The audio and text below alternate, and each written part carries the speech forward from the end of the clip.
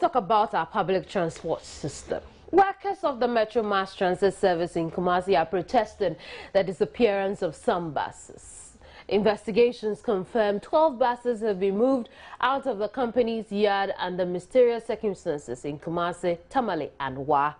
The angry protesters have been wearing red outfits to register their displeasure and demand for answers from management. Inshira FM's Ohim Interior has been investigating the matter and reports at least 2 of the buses have been sighted at an auto mechanic workshop in Kumasi. Ohim Interior now joins me over the telephone for more on this.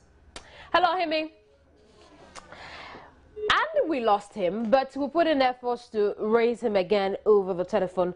But it's a really important issue we would want to look at. A number of questions, like I said earlier, have been raised as to where these buses are, why they haven't been reported anywhere at all, and also if indeed these are attempts by certain individuals to frustrate the MD of the Metro Mass Transit Service. Ohim Interior has joined me over the telephone for some more on this. Ohim, thank you for your time.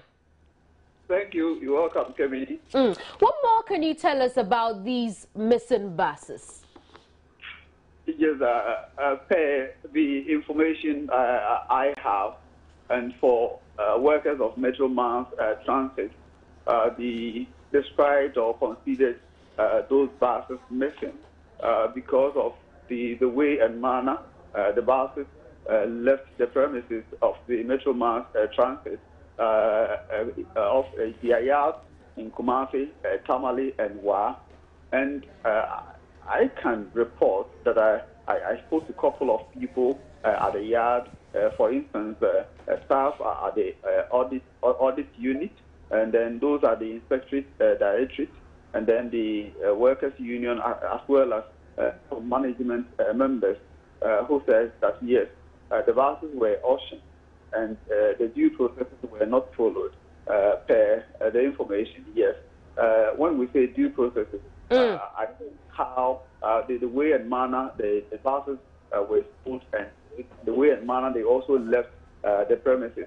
Let me take you through the procedures used by Metro Mass Transit, especially when a bus is declared non-serviceable. That means that the bus is not roadworthy, cannot work. So they sell the bus through auction, and then those who buy them will come and then per the rules they cut the buses into scraps. Before they even do that, a memo has to come from the national office, detailed memo detailing the officials on what particular bus has been auctioned and what is supposed to be done. And even that, the audit unit will audit it, the inspectorate directorate will come and inspect it, after which the owner will be allowed to cut the buses, dispose buses, and after that, a way bill will be issued for the scrap material to be sent outside the premises of Metro Mass Transit. But in this particular regard, this particular procedure I've just taken you through were not followed, my dear sister. I see. Now, you also reported that some of the buses have been found. Yes. Per the information I had from Metro Mass Transit, 12 of those buses have been missing, inverted comma, missing inverted comma, 4 from the Kumasi office, 6 from Tamale, and then 2 from Wa.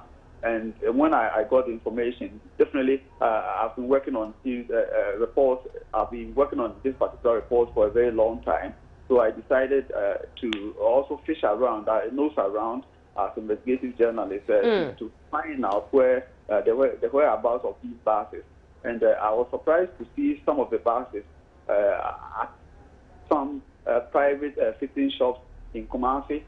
And the buses that have been declared non-serviceable were being worked on. And one of them is working now. They have redesigned, work on the bus, and now it's on the road. So which means that the buses, as the officials claim, are non-serviceable. Right, so the bus is on the road, but not operating as belonging to the Metro Mass Transit Service? Not at all. Not at all. Not working for Metro Mass Transit, but for a private individual. And let me also state that buses that I found, they have fleet numbers. For instance, a bus with fleet number 2050, another with 2072, and the latest one that I also found was the bus with fleet number 2085, which is also from the Kumasi office. So that is the situation, that is the issue, and the workers, they themselves are not happy because they think that if the buses can be repaired and then it's also roadworthy, then what it means is that Metro Mass Transit will be in competition with this particular bus, and they think that the management of the company has not been fair to the company. At least if the buses can be repaired outside, they can be repaired better by Metro Mass Transit, my sister. Now, these workers you spoke to, you gave identification numbers for these buses, but the workers also claim that indeed these could be individuals who are doing this. Tell us more about that. Yes, the workers are not happy because they think that for a bus to leave the premises of Metro Mass company, it will take efforts of somebody in higher position. For instance, when I spoke to the National Vice Chairman of the Senior Staff Workers Union, Mr. David Chekute, and the Junior Staff Workers Union executives, they confided in me that indeed when they found, after the buses were declared missing from their premises, they find out from the regional manager, the information the regional manager gave us that the buses left the premises on because of an order from above. Somebody higher than him ordered that they should allow the buses to leave the premises of Metro Mass Transit. So they believe that it is either a top management is in connivance with an outsider, a private individual, either to set up a transport organization like Metro Mass Transit to compete with them, or either somebody's parochial interest. That is why the buses have left the premises without due procedures being followed. Within which period couldn't we account for these buses? At what point within the year did we lose the buses? Yes, the buses, let me also give this particular information. Some of the buses, almost all the buses have been indisposed. They have been parked at the premises of Metro Mass Transit between a year or two. So they have been parked. They have not been on the road for quite some time. So January this year, on a Saturday and the Sunday night, the buses left the premises on either Saturday or Sunday night. At the time, most of the topmost officials were not on duty. So that is where when the buses left the premises. And they think that if, some of the buses, it's either the ASO is not working, it's not good, or they have to replace the ASO at a point. Some of them need to be, you need to replace a brake band or something. So they think that those buses were serviceable. And why should they allow a private man to buy the buses and put them on the road whilst Metro Mass with us? So Oyemi, just clarify this for me. At what point were the buses which have been in the garage of the Metro Mass Transit Service declared unserviceable?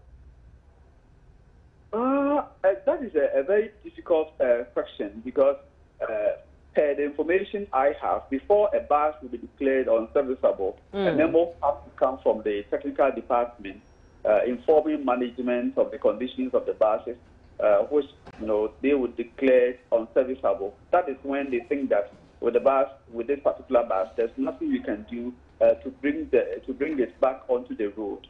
So that is what happened. So in that case, have the workers or these agitating workers considered the fact that these buses perhaps have been distributed to garages across the region to be fixed? Yes, they think that they have a lot of buses that can be repaired. They mentioned, for instance, when you go to the Greater Accra Regional Office, there are lots of buses parked there. Some of these buses is either because there's misunderstanding between where to buy the spare parts and fix them, or maybe management don't have the money or the funds to repair them and bring them back onto the road. That is it. So they believe that most of the buses, even parked at their yards, can be repaired. So they don't see why most of these buses cannot be repaired, but are sold through auction and given to individuals for them to repair and then taken back to the roads. So that is the problem from the workers. They believe that management should do well to at least service most of these abandoned buses for them to be put back onto the road. I see. And they have decided to take action starting Monday. Talk us through the whole process. Yes, they started Monday. Monday when, for example, yes, Sunday when I took some officials to where a bus has been parked and being worked on by a welder. They wanted to, yes, I wanted to get a confirmation from them whether the bus is part of, the fleet of buses for Metro Mass Transit, and they realized that indeed, yes, it belongs to Metro Mass Transit and is among some of the buses declared missing. So for them, until they get explanation from management of the company, they will continue to put on red armbands and also, erect red flags at the company to signify that indeed they are not happy at the development. And it's not. We also hear something of a strike. What do you know about it? For the strike, I'm not aware of the strike, but since Monday, when the story broke, the workers, both the junior staff members and then the senior staff members, have been in red, telling management that they are not happy, even though they are in red. They are still working, they are still serving their customers who go to their premises for buses to their destination. Yes, they are working. But they said that after Friday, if they don't get any tangible explanation from management, that is where they will review their action. Then the review will take maybe in the form of a strike. Yes, that one. They've made known of that, but they are not on strike as we speak now. Very well. Now, we also hear that indeed the Metro Mass Transit Service has its own garage where it fixes its broken down vehicles. What do the workers you interacted with tell you about this company and why we still have unfixed cars at the terminals?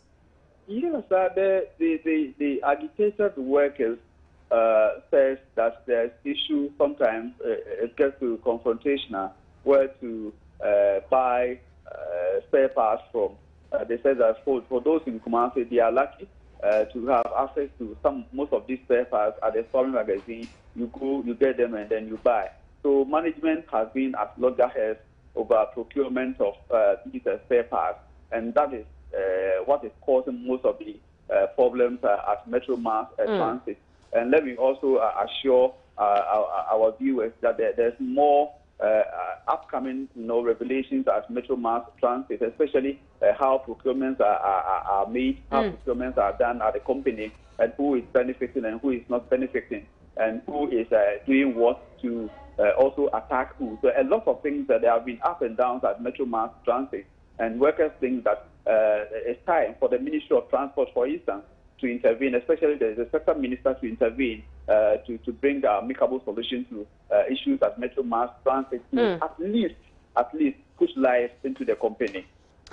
Ohime, we'll leave it here for now. Get some updates in subsequent broadcasts. I'm very grateful for your time. Ohime Nteria is with Inshira FM in the Ashanti Regional Capital, Kumasi. He's been giving us updates on the unaccounted for 12 buses belonging to the Metro Mass Transit Service. According to his report, as per his investigation, 3 of those buses have been found at various locations in Kumasi. Bus numbers 2050, 2072 and 2085 have been found. Now, mind you, these buses are drawn from 3 areas: Kumasi, Tamale and Wa. Now, when I come back, we'll go up north, further north, to the northern region, specifically Zapzugu district, Salinkuga farming community, where the chief of the area has been murdered. Don't go away. All right, we'll stay up north, but just before We go to the northern region to talk about the suspects who have been picked up by the police in connection with the murder of the chief of Saling Kuga.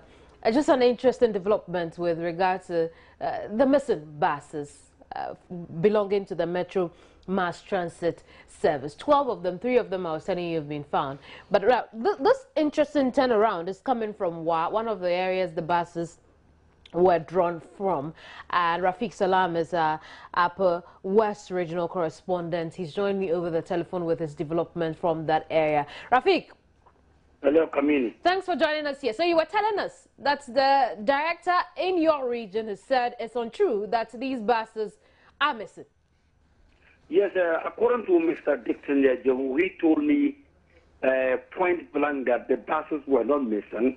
The buses were, there were 2 buses, and then that were properly auctioned and were carted away from the Metro Mass Transit Limited. He went further to tell me that the buses were there even before he came back as director at the police. The buses were even more or less like scarf. And so they were taken out of War and then taken to the War magazine, which is closer, and that was where they turned them into scarves before they were carted away from the region. So he says that he says that there's a difference even between auctioning and also buses missing. So he told me that the buses were only auctioned, properly auctioned. The other concern here, as far as these disgruntled workers are concerned, is where due processes followed before the buses were given out, before the buses left the terminal of the Metro Mass Transit Service? Yes, and that's the question I posed to him. And he told me that, yes, the auctioning was done in Accra. It was done by management, and management saw that the buses were supposed to be carted away. And then after that, they did the auctioning, and then the man they sold it to, his name is Salfu Albarka. Salfu Albarka, they did the auctioning for him, and that was from around 2013. So he came over some few months ago to take the car. So he's saying that, yes, I asked whether the buses were seen. What they do the auctioning in the car without seeing the vehicle. He said that some tanker men came around, look at the buses, and they knew that these were cars, let me use his words, they were cannibalized. And that there were no way that they could be on the road. And he said he would be shocked to see those cars, those Metro Mass Transit buses on the road again. He says that due process according to him was followed and they were properly auctioned. Rafiq, you and I well know that the Metro Mass Transit Service is riddled with a number of unserviceable buses. A lot of their buses are still at their terminals, not working. And so my question or my confusion here is, how sure is Dixon that the 2 buses he's talking about are the same buses we are speaking about as missing? Did he provide you the special identification numbers for these 2 buses he was talking about? Yeah, he provided the identification numbers at 2050 and then 2012. These were the buses that were picked. And then I didn't speak to him alone. I spoke to the union members, one Johnny, who's the leader of them. He also said same the way the man is saying. But he also said that the problem that they are having was that the buses were supposed to be turned into scraps at the station, at the Metro Mass Transit Station. And they didn't do it, but they took it out of the station and then went to the World Magazine, and that was where they turned them into scraps. And so that was their only worry. And so Mr. Johnny even went on to tell me that, yes, there may be other buses that are missing, but not in what. And so they are doing this 2050 bus, though, this 2050 bus has been found somewhere. It's one of the buses that has been found, according to the report, in Kumasi, indeed. Kumasi, yes. And I quizzed him. I asked Mr. Dixon, Joe, he told me that he will be surprised to see that bus on the road. It's actually in a garage being fixed. Yes. He said he would be surprised because he knew that the bus was taken away from the region as a scrap. Very well. We'll leave it here for now. We'll continue this conversation, hopefully with Dixon himself in subsequent broadcasts.